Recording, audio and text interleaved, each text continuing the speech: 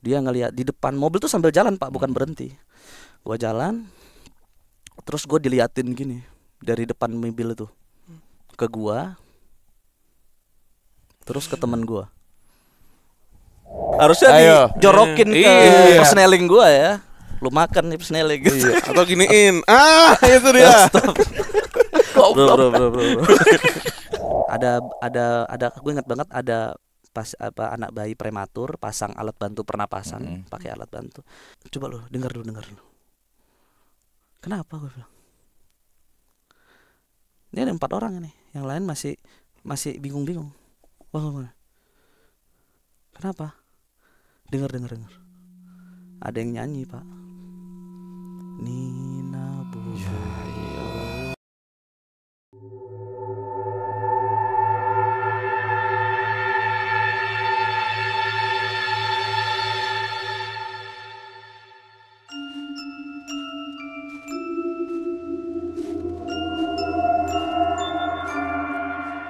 Assalamualaikum warahmatullahi wabarakatuh. Shalom. Om Swastiastu. Namo Buddhaya. Salam kebajikan. Selamat datang kembali di YouTube channel Padepokan Malam Kliwon. Yes, alright.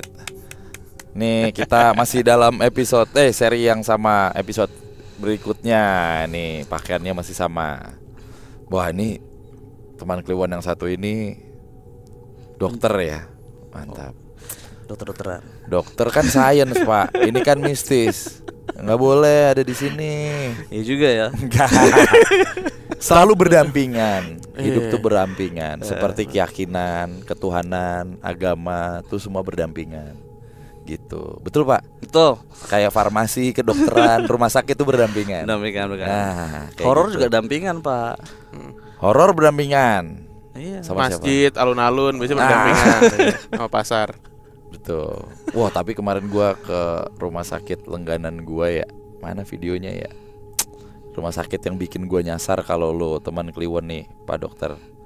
Kita Gitu. ucapin selamat datang dulu untuk Mas Willy. Halo, Terima kasih bener ya Mas sudah Willy ya panggilannya ya. Pak Willy. Jadi Mas Willy ini juga adalah seorang teman Kliwon yang udah dengerin bareng-bareng PMK gitu ya, nemenin perjalanannya dari era awal-awal Covid ya. Ya, awal-awal Covid. Dan ceritanya juga pernah kita bacain di episode 100-an lah. Nah, Iya. 7 atau berapa lupa gua. Iya. Dan beliau ini mahasiswa kedokteran dari Sumatera Utara ya. Ya, benar. Dulu kan udah tamat. Iya. Alumni, maksudnya Alumni. alumni. tapi aslinya mana, Mas? Aslinya sana Medan. Binjai. Binjai. Salam dari Binjai itu kampung Iya. saya. Binjai, Medan. Aduh, sekarang Lumayan dinas di Jakarta. Sekarang kerja di Jakarta nyari rezekinya. Keren. Berapa orang dari Binjai yang jadi dokter, Mas? Waduh nggak tahu tuh. Banyak kan, tapi Perlu kan. kita sensus kayaknya. Ada yang jadi stand up komedian, Ada yang jadi petinju. ada yang jadi petinju. Iya, keren putra-putra Binjai. Waduh. Oke, Mas Willy ini Naikin nama Binjai ini. punya banyak pengalaman mistis. Ya. Ada yang hubungannya sama kedokteran, Ada. tapi yang mau diceritakan malam ini Eh, bukan yang itunya bukan ya. yang itunya. Tapi adalah sebuah jatuhnya mitologi kali ya. Mitologi Ada ya. hubungannya sama mitologi atau cerita rakyat dari daerah Sumatera. Oke, tapi sebelumnya biar makin kenal gitu ya, siapa tahu ada yang mau berobat ke dokter Willy. Asli. Waduh. Spesialis atau umum? Enggak, saya masih dokter umum. Oh, masih dokter umum. Mau ngambil spesialis nanti. Iya, nanti kalau ada rezeki. Kalau Kalau usianya kami masih ada doakan. ya. Amin, Spesialis amin. kaki-kaki atau spesialis power window atau apa? Kayaknya spesialis kaki-kaki bagus, Pak. Iya lah, Karena kan sering bunyi-bunyi itu. Makanya. Aremnya Pasti di Haji Nawi.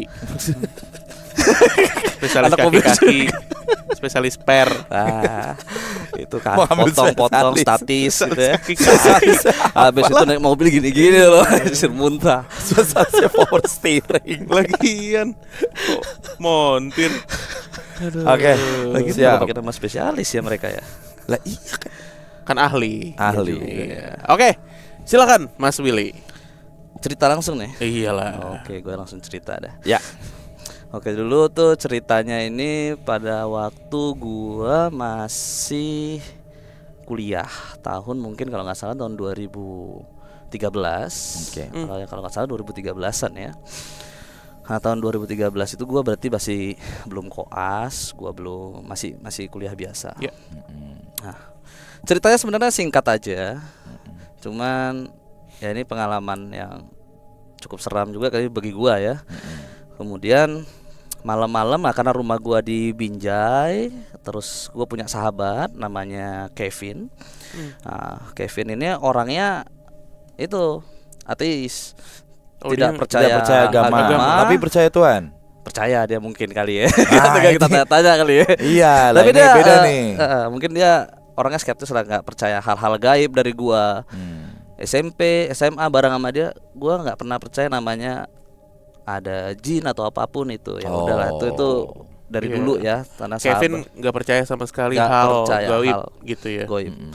Walaupun sering gua ceritain kayak di sekolah ada ini, lu jangan lewat situ gitu ya. Karena ya singkat cerita ya gua mungkin bisa lihat juga sedikit-sedikit, tapi nggak yang kayak langsung bentuk manusia gitu yang plek-plekan gitu. Mungkin ada lah beberapa, tapi nggak langsung setiap hari gua bisa lihat kayak gitu. Nah, kemudian pergilah gua malam, mungkin jam-jam 10 gua pergi dong sama sahabat gua, terus sama cewek gua. Nah, cewek gua ini orang Medan. Gua jemput, main-main, makan segala macam, terus gua antar pulang. Oke. Habis itu kan di situ kondisinya hujan dan udahlah nggak mungkin lama-lama pasti udah pada, kalau hujan mana mungkin rame lagi gitu kan.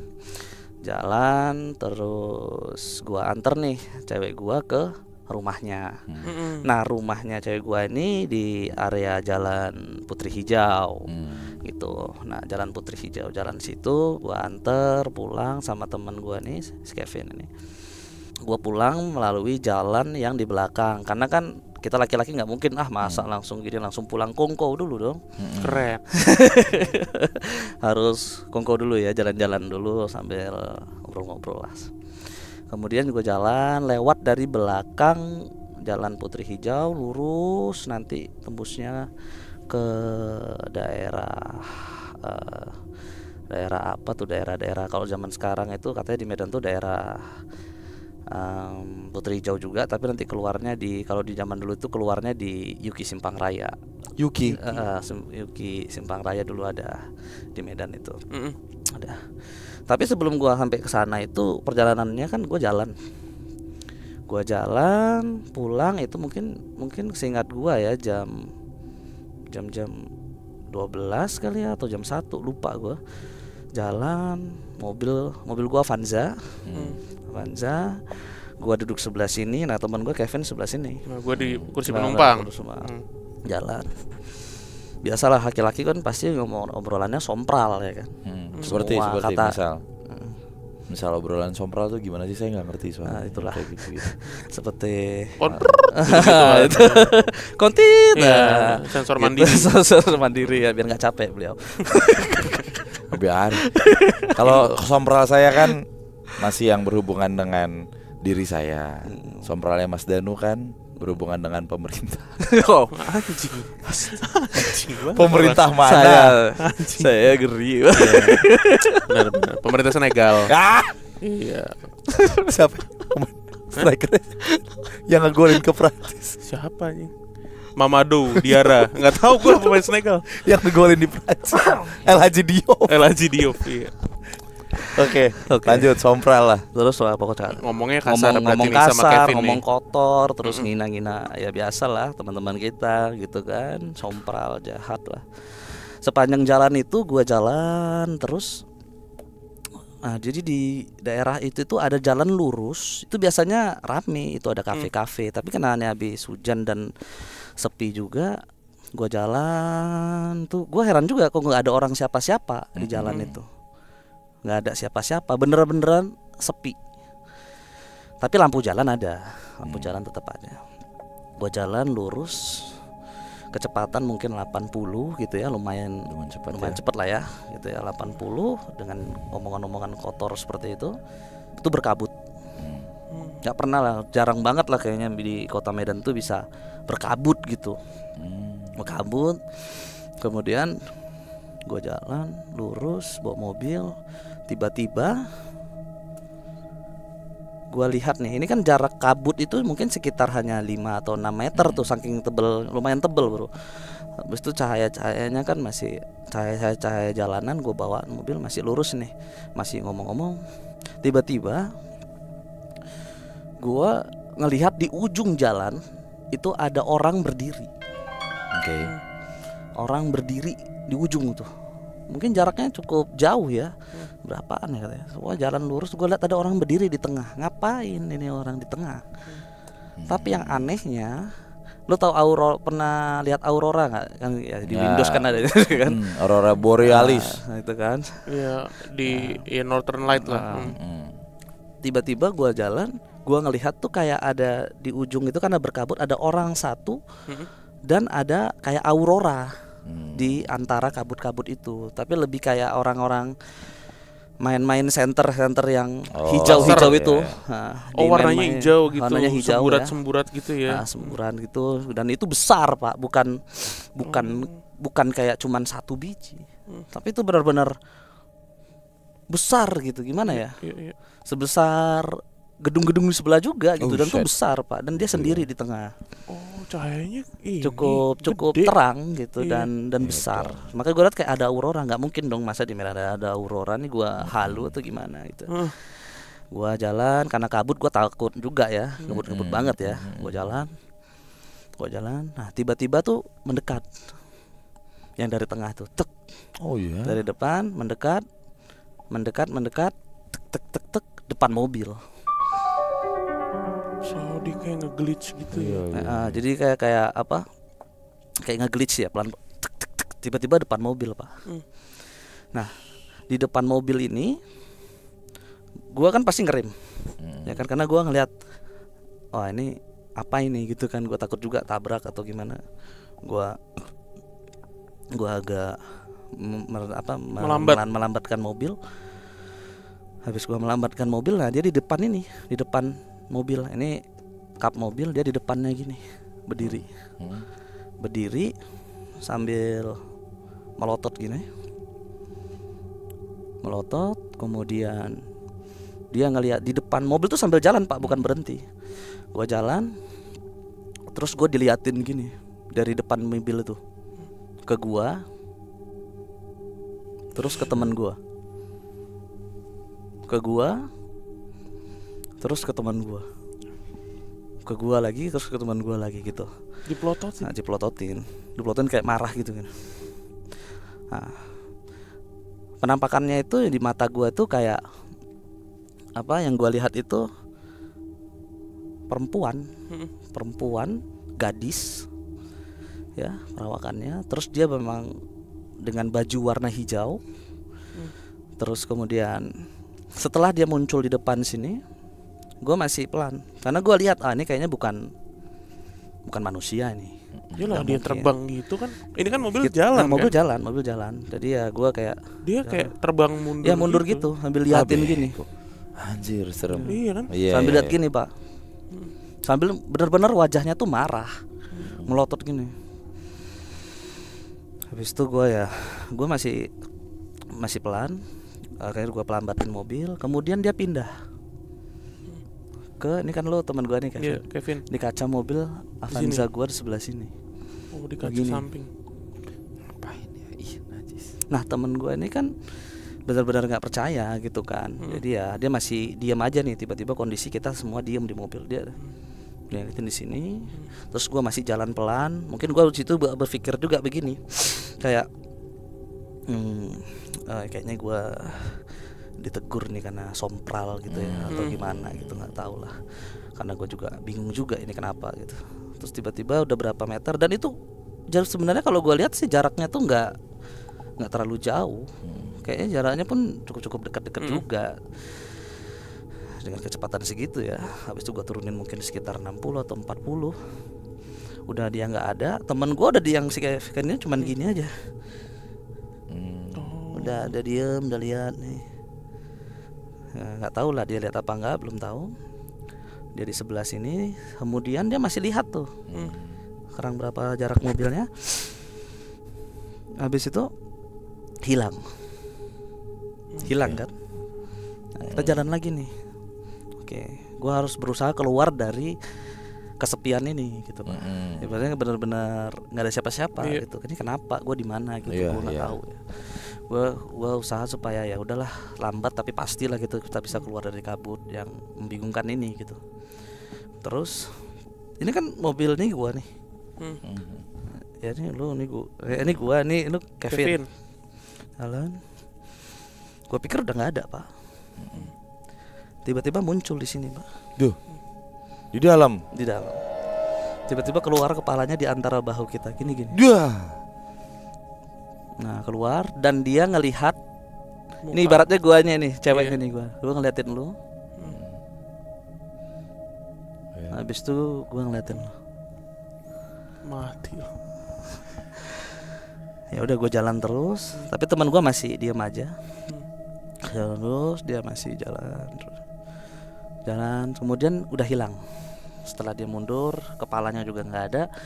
Kita jalan lurus. Ketika udah nggak ada, gue berhenti tuh di pinggir. Karena kan gue masih kaget juga. Berhentinya di mana? Maksudnya masih sepi atau? Masih sepi. Gue juga shock juga kan, kayak apa namanya? Mencerna lah, kenapa ini gitu kan? Ada apa gitu. Terus gue tanya sama Kevin, sehat bro? Lu kenapa? Gue bilang gitu, kok tiba-tiba diam? Lu kenapa tiba-tiba diam? Gak apa-apa bro, jalan aja katanya. Jalan aja udah katanya. Jangan di sini, jalan aja. Oke, gue jalan lagi. Terus gue tanya, lu kenapa? Kok diem? Tiba-tiba banget nih gue diem gitu kan? Enggak. Jalan aja, gue nggak enak badan kayaknya nih. Jalan lagi. Nah sampai akhirnya kita ketemu di bundaran itu yang gue bilang keluar di dulunya tuh Yuki Simpang Yara di situ. Yuki Simpang Raya. Gua keluar situ ada polisi tuh, tiba-tiba ada polisi lagi ada razia.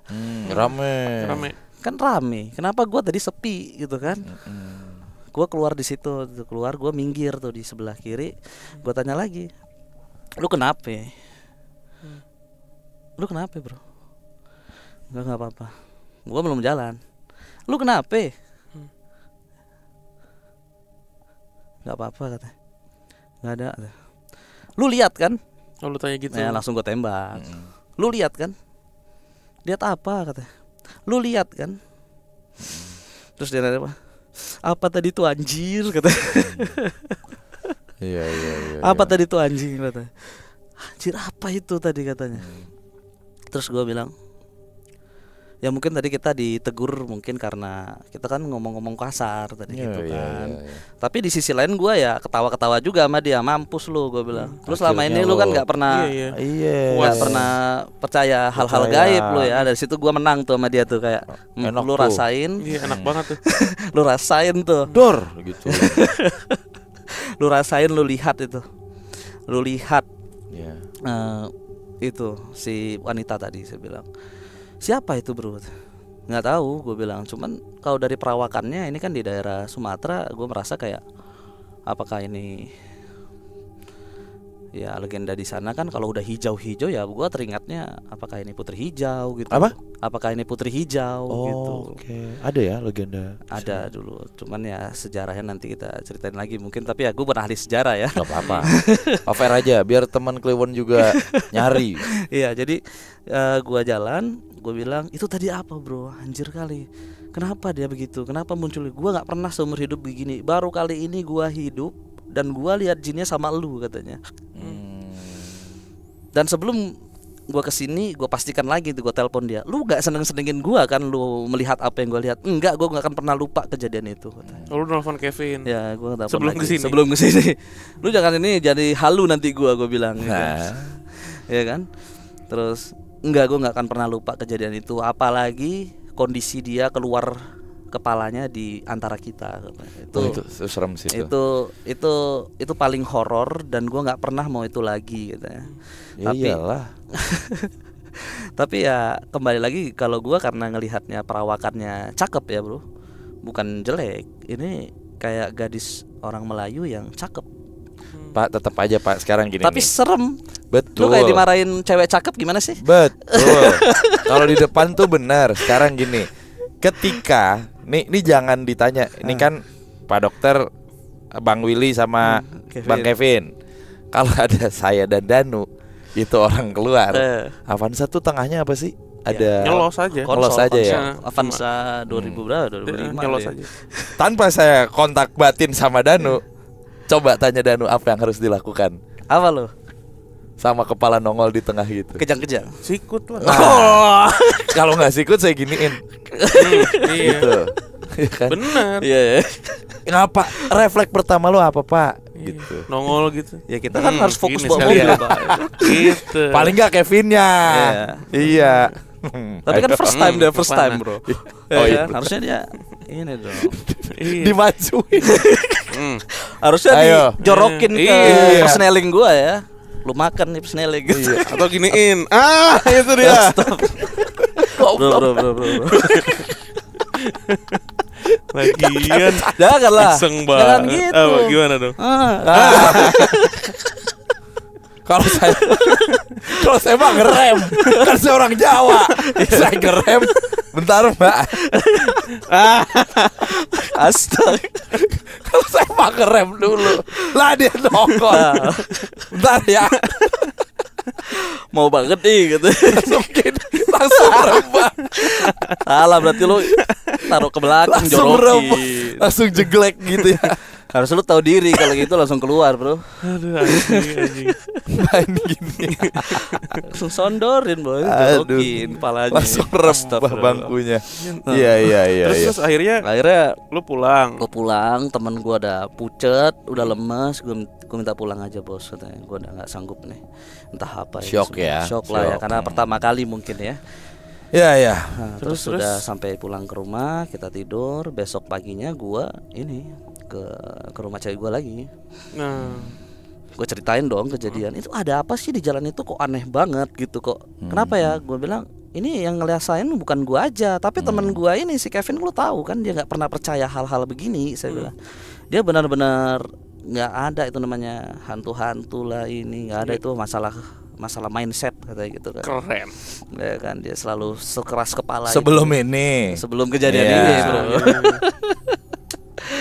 Enak banget tuh. Ya, aku puas banget tuh melihat dia begitu, dan gua menang rasanya. Menjedotkan yang tidak percaya. Terus kemudian gua tanya sama pacar gua, sekarang jadi istri gua, Oke. ya kan. Terus gua tanya dulu waktu besoknya mau pergi kuliah, gua jemput dia dulu tuh. Gua datang, gua ngobrol-ngobrol dong. Singkat cerita ternyata gua bilang, yang bener loh, yang bener bang, katanya. Kan dia manggil aku abang, yang bener bang. Enggak, ini bener nih gua. Jadi yang kaget itu sebenarnya adalah cewek gua. Lu bener ngelihat ini, nggak bohong. Iya. Dia langsung ambil HP, dia buka area jalannya, kemudian di area rumah itu, dan di situ kan memang ada sungai Deli. Kalau gua nggak salah namanya Sungai Deli. Terus singkat cerita, sebelum istri gua itu dulu punya kakek. Oke. Dulu besarnya di situ. Besarnya dari kecil sampai dia gede di situ. Dan setiap dia mandi dulu waktu masih itu, meninggalnya dia umur 90-an ya, berarti Si udah kakek hampir ya. mungkin udah 100 tahun yang lalu ceritanya mungkin ya. Tapi dia selalu teringat, si kakek ini selalu cerita sebelum dia meninggal sampai dia meninggal, selalu cerita itu saja, yaitu ketika dia mandi-mandi, teman-temannya tuh selalu ngelihat ada putri hijau itu lewat. Itu ada putri hijau lewat. Ya mereka mandi-mandi aja. Dan itu diceritakan sampai dia meninggal. Jadi core memorinya Nah, jadi kayak beliau. memori. Dan itu dan itu diceritakan ke cucunya. Mungkin ini kan cerita lama ya, mungkin legenda lama. Ya kan, jadi kayak mungkin kayak kita sudah semakin modern, jadi mungkin ceritanya mungkin hilang atau gimana, gue nggak tahu gitu ya. Ya. Jadi gue semakin yakin kemungkinan besar itu ya memang putri hijau yang gue lihat. Memang perawakannya cantik, muda, cantik tapi ya marah gitu ya. Tapi ya. Jadi ya gue yakin bahwa itu kayaknya si putri hijau. Tapi kalau kita lihat dari legendanya putri hijau ya, kan itu kalau nggak salah kayak cerita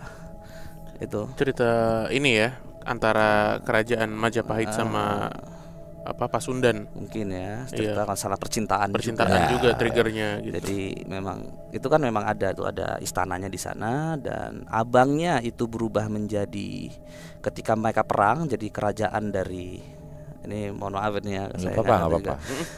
Mungkin yang saya tahu nih ya, dulu kerajaan Aceh itu sempat perang dengan kerajaan Melayu, dan mana Putri Hijau ini anak dari raja siapa saya juga nggak hafal, tapi dia punya abang dan punya adik. Nah, abangnya itu berubah jadi meriam. Berubah meriam pada waktu perang, dia menembakkan meriam itu sampai patah. Jadi buntungnya itu ada di Aceh. Ada di Aceh, yang belakangnya ada di simpan monumen di Medan. Masih ada. Dan ceritanya yaitu si Putri Hijau ini sudah, kalau nggak salah tuh ditangkap atau sudah mau tertangkap, terus yang adiknya adik laki-lakinya berubah jadi naga. Nah, ketika jadi naga dia nyelamatin si Putri Hijau ini, terus dia lari ke sungai Deli itu. Ini cerita rakyatnya rakyatnya ya, yang gua tahu ya. Kenapa disebut Putri Hijau? Ya karena ketika baju. Apa ya? Baju. Katanya dia kecantikannya itu, yang gue tahu ya, kecantikannya itu terpancar sampai ke Aceh dengan warna hijau gitu kalau gue nggak salah baca. Bukan karena pakai pakaian baju. Pakaiannya juga hijau juga yang gue lihat. Nah, saat menampakkan lu hijau. Bukan sinarnya hijau. Sinarnya juga hijau. Iya, sinarnya kan hijau. Sinarnya hijau. Bajunya hijau. Tapi kan gue mikir apakah ini kayak yang ada di Jawa gitu kan, ada yang di laut yang gitu kan.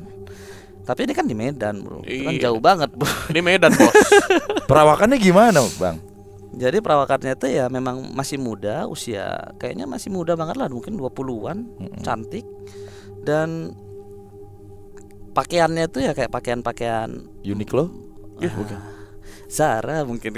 Ya pakaian apa Uniqlo musim dingin kan udah mau. Siapa tahu kan iya, berkabut mau winter. Iya. Bisa jadi sih benar. Nariknya ke Cubitus.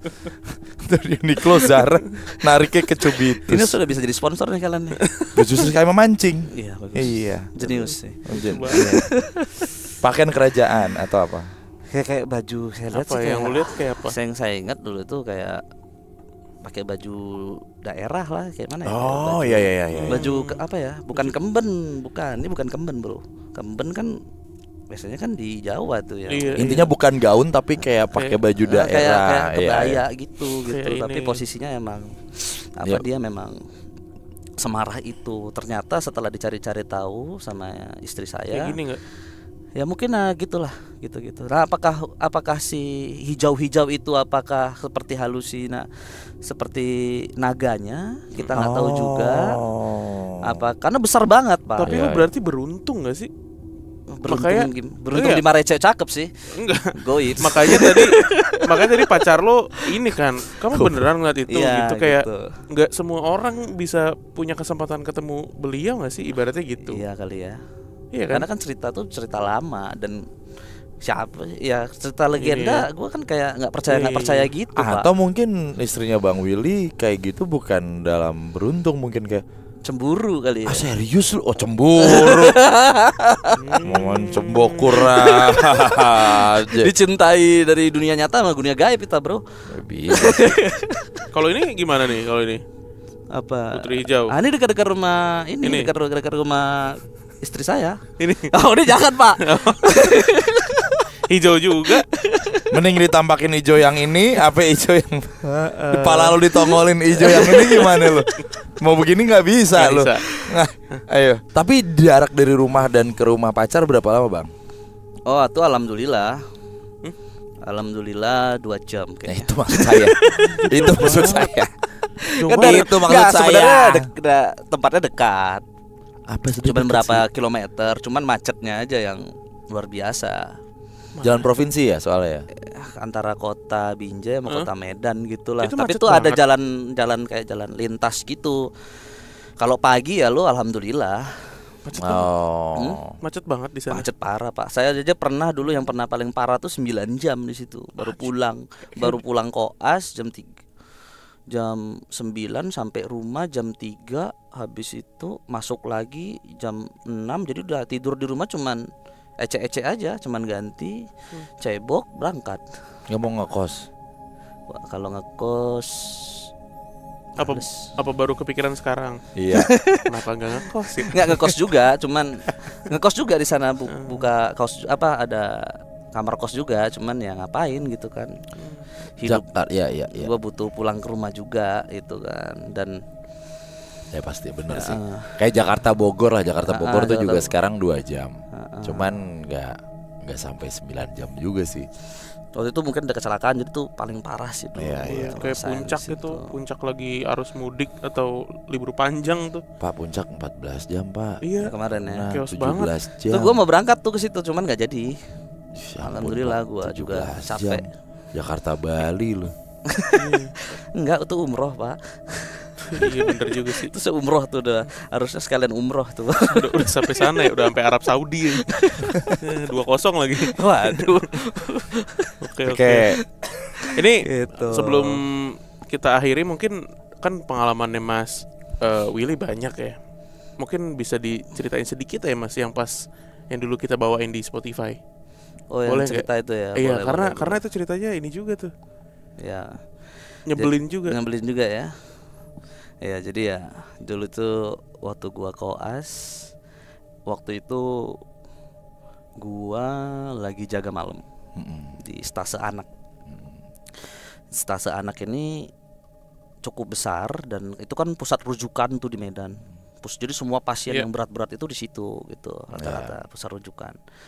Jadi ya gua tuh ada meja nurse station lah, station perawat. Nah di depannya ini ada semacam ruangan kritis, boleh kita bilang kalau nggak salah namanya HDU. Oh iya. HDU karena ada ICU, ada HDU gitu kan. Nah ini yang HDU, tapi di sebelahnya tuh ada kamar rawat biasa. Kamar rawat biasa.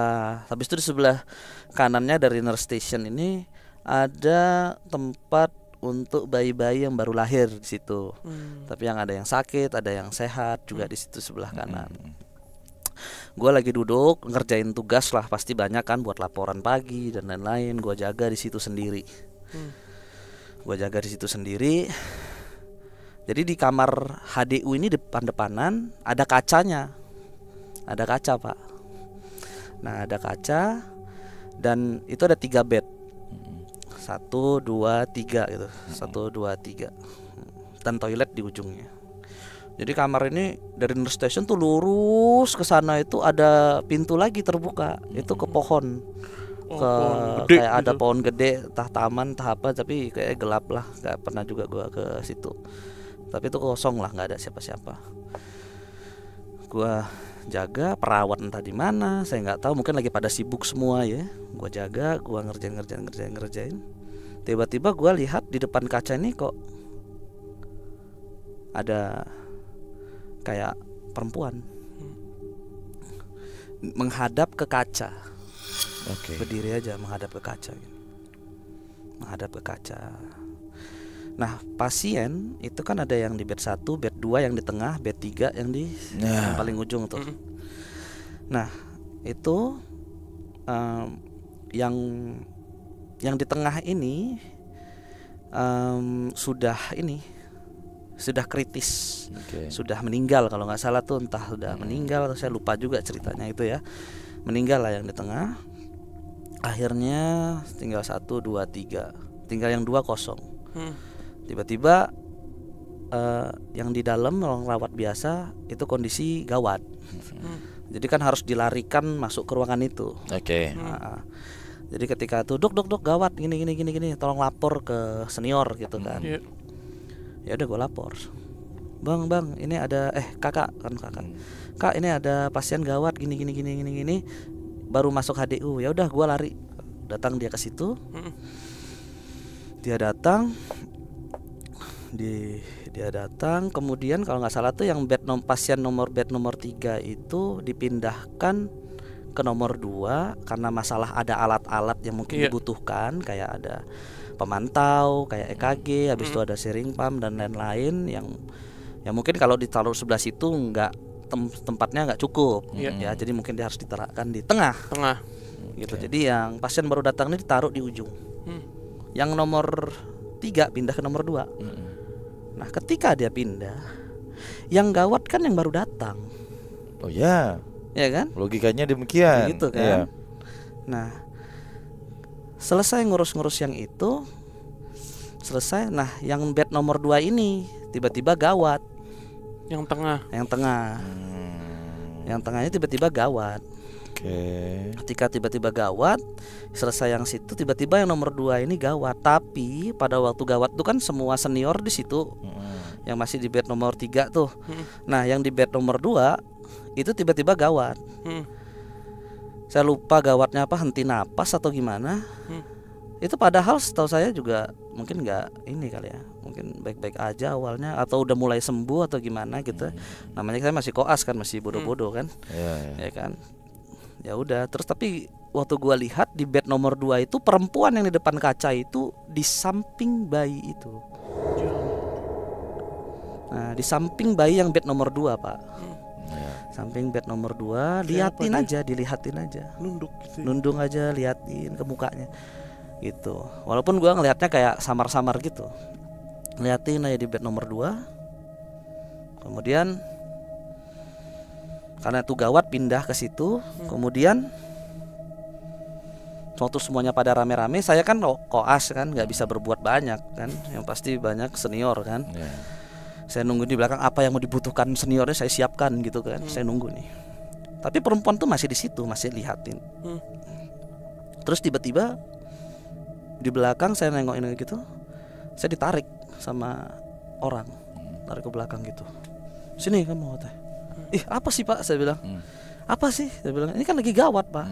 Iya ini saya omnya, katanya. Saya omnya. Ya udah Pak, nanti aja Bapak tunggu di luar aja, ini kan kita lagi urusin, saya gitu kan. Karena kan senior lagi sibuk kan, nggak mungkin diinterupsi gitu kan. Ya udah, habis itu gue bilang, saya kembali lagi ke meja kerja, saya bilang, Kak apalagi mau dibantuin, tolong siapkan ini. Tapi saya ditarik lagi sama bapak itu, sama omnya itu. Ini Pak, ini ponakan saya, kamu bicara dulu mas. Tarik ke belakang saya ditarik keluar dari ruang kaca itu, ditarik. Terus dia ngomong sama saya, itu siapa? Oke. Itu siapa? Itu siapa Pak? Itu dokter senior, dokter ini, ada perawat, ada ini. Emang siapa lagi gitu kan?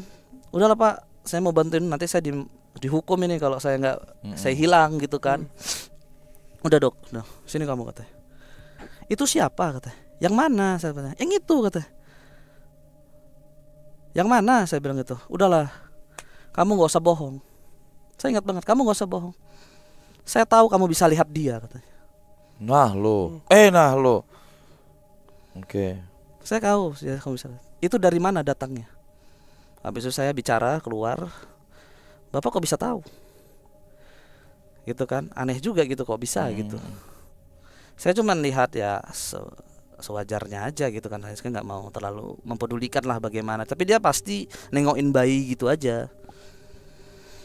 Habis itu saya dibawa keluar, terus dia bilang, ini ada masalah di bed nomor 2 ini, katanya. Kata si om itu. Geser aja, jangan di bed nomor 2. Nggak bisa Pak, saya bilang. Percaya, kalau dia geser pasti dia sembuh. Itu dah. Iya. Kan gue bilang nggak mungkin, ngapain gitu kan, mungkin jin ngapain gitu kan. Gue nggak masuk akal gue juga sebagai saat itu, apalagi itu, dalam kondisi panik dan segala macam. Gue masih ditekan juga tentang masalah keinginan pamannya ini. Ini ponakan gue nih gara-gara pindahin dari nomor 3 ke nomor 2. Ini pasti gara-gara perempuan itu geser, katanya. Terus gue bilang sama senior gue tuh, Kak, ini pamannya minta ini, minta dipindahin. Gila kamu nih kayak gini, mau suruh pindahin. Emang bisa kita rawat di ruang biasa? Yang ada kamu, kalau ada apa-apa siapa mau tanggung jawab? Emang pamannya bisa tanggung jawab? Gitu kan? Akhirnya ya diajak ngobrol keluarganya di depan. Saya bilang, ya udah kalau emang bapak mau kayak gitu, tanda tangan. Ya, surat pernyataan. Ya, betul. Pernyataan, saya nggak, karena alasannya nggak masuk akal di otak gua gitu. Ini nggak mungkin dituliskan di dalam form gitu itu. Kan. Alasannya ada kuntilanak gitu kan kagak mungkin. kuntilanak gitu kan. Betul. Ya udah habis itu pokoknya keluar dok, kembalikan gitu, atau digeser lah kemana gitu. Kalau nggak salah antara digeser sama dibawa ke ruangan biasa. Akhirnya ya udah setuju, pindahkan. Habis dipindahkan masuk ruang rawat biasa. Udah, terima kasih dok, gini.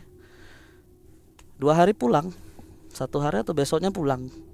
Anak itu nggak kenapa-kenapa, habis dipindahkan. Oke. Dan tuh aneh. Ya. Kenapa bisa begitu? Selama proses lu ngomong ke senior, terus keluarganya pada berunding, berdebat kayak gitu, si makhluk perempuan ini Masih di situ. Masih lihatin satu-satu anak, tapi dia fokusnya yang di tengah di aja. tengah itu ya. Di bed 2 aja Di dari bed tadi 2 ya. yang di tengah itu, makanya kayak kenapa gitu. Dan gua tanya-tanya sama perawat senior di situ, ya dok memang kalau yang ada dokter lihat ya katanya. Itu emang ada yang aneh lah, pokoknya bed nomor 2 itu selalu gawat pasien di situ. Selalu tiba-tiba aneh gitu, tiba-tiba drop, tiba-tiba Kritis. kritis gitu. Dan setelah dipindahkan ya memang ya pulang. Ya pulang dia, pulang sehat. Tapi kan kondisinya kan sangat membingungkan, dari kritis tiba-tiba begitu gitu kan. Terus sebenarnya kalau di dunia kesehatan menurut saya kayak ini apa? Apalagi gua masih koas ya, ilmunya juga masih tolol-tolol kali. Orang koas dibanding sama Dencil mah tetap menang Dencil. Iya, habis itu ya. Emang daerah itu memang horor lah. Kemudian yang yang di dalam ini juga ada yang di ruang yang ruangan anak-anak baru lahir. Nah, terus gua pernah juga jaga di situ sama teman gua 4. Nah, itu kan ada bidan-bidan juga yang jaga, tapi malam itu mereka semua nggak tahu gimana ceritanya, kok bisa nggak ada. Gua tidur di tengah-tengah itu. Di bed bayi tidur? Enggak, bed bayi. Tadi di ruang bayi. Kan ruangan bayi banyak, ada banyak bayi-bayi. Nah, gua di tengah-tengah itu tuh. Ini bayi-bayi, gua di tengah-tengah tuh tidur. Nah, ketika gua udah tidur, teman gua bangunin gua. Bangun, Will. Kenapa? Gua bilang. Diam. Ada gue ingat banget ada anak bayi prematur pasang alat bantu pernapasan, pakai alat bantu. Gitu kan. Gua tidur di bawahnya. Will, bangun Will. Kenapa? Coba lo dengar dulu. Kenapa? Gue bilang. Ini ada 4 orang nih, yang lain masih bingung-bingung. Bangun. Kenapa? Dengar. Ada yang nyanyi, Pak. Nina Bubu. Nina Bubu. Nah, itu gue cari itu suaranya di antara sekat-sekat pintu di mana, tapi paling jelas suaranya di anak bayi yang pakai alat bantu itu. Tapi gue nggak lihat sosoknya. Cuman gue dengar, dan teman-teman gue dengar semua. 4 orang itu. Calon dokter itu ya. Nah, ya udah kita langsung udah keluar aja, jangan di sini. Udah keluar. Cabut kita. Setelah cabut baru diceritain sama bidan. Ada yang nyanyiin ya. Makanya dia nggak ada di lokasi. Lo lari duluan, gua korban betumbal. Itulah tadi kenapa di opening langsung gua, kenapa nih dokter? Oh, kan sains segala macam, karena memang apalagi akhir-akhir ini di sosial media teman Kliwon juga pasti tahu ya, hal yang rasional dibenturin sama hal yang irasional kayak gitu, yang akhirnya malah menjadi sebuah perdebatan atau konten atau segala macam. Dan teman-teman dokter, with all my respect lah gitu ya, dengan segala pendidikannya gitu ya, dengan segala pengetahuannya yang sains banget gitu. Tapi coba deh tanya personally gitu, mungkin di rumah sakit gitu. Nggak semuanya mungkin, tapi pasti paling dekat bersinggungan dengan hal-hal yang tidak bisa dijelaskan dengan bisa. Logika, ilmu sains gitu ya, dan lain-lain gitu. Rumah sakit itu menjadi salah satu tempat yang punya energi lain lah gitu. Apalagi UGD, teman-teman koas dan lain-lain pasti mungkin di UGD dulu tuh ditempatinnya awal-awal gitu ya. Lah.